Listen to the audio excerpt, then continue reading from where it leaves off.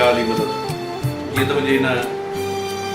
पाकिस्तान जी पाक धरती रहंदड़ सिंधी बलोच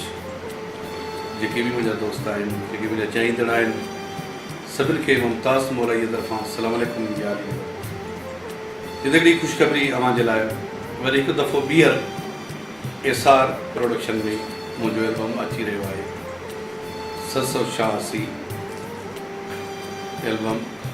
जंहिंजो उनवान आहे अल्लाह जी अमान में हुजे। ज़ौन भरियो एल्बम ऐं ख़ूबसूरत गीत एसार प्रोडक्शन शाहिद राहूजो साहब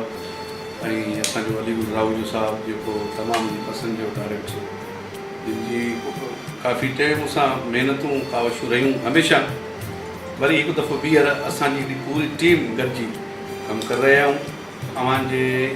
दौन ऐं अव्हांजे कमेंट्स जा तलबगार रहंदासीं।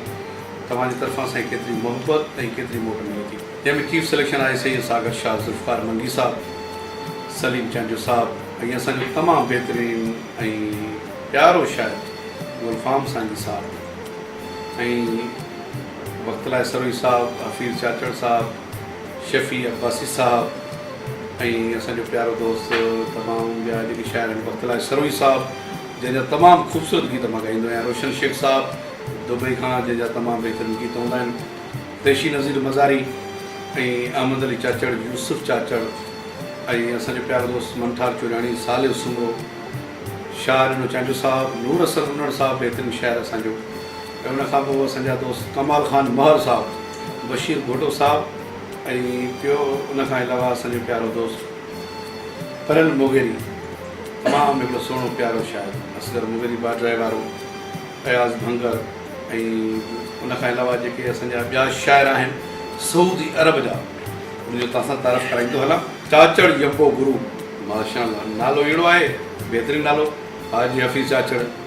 ऐं असांजो प्यारो भाउ उदास अब्दुल ख़ालिद चाचड़ साहब ऐं असांजो प्यारो भाउ हाजी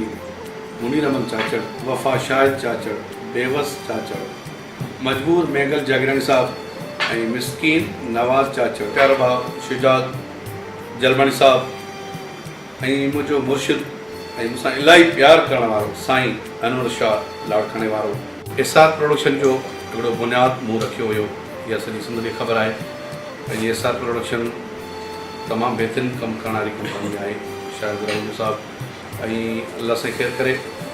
शुरू खां गॾु हुयासीं, कुझु वक़्त खां अलॻि थियासीं, मगर हाणे इंशाअल्लाह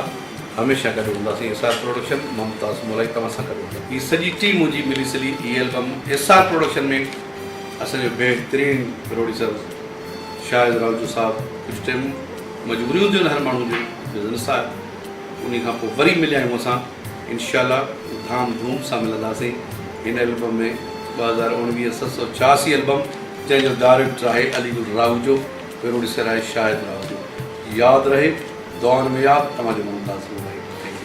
ऐं हीअ जेको मुंहिंजो नओं एल्बम अचे पियो, उनजा गाना तव्हां सिर्फ़ु एसार प्रोडक्शन जे पेज तां गाना घुराए सघो था, ॿुधी सघो था। यूट्यूब तां एसार प्रोडक्शन जो पेज आहे, उन ते तव्हां इहे गाना मुंहिंजा मुकमिल तौर ते ऑडियो वीडियो गाना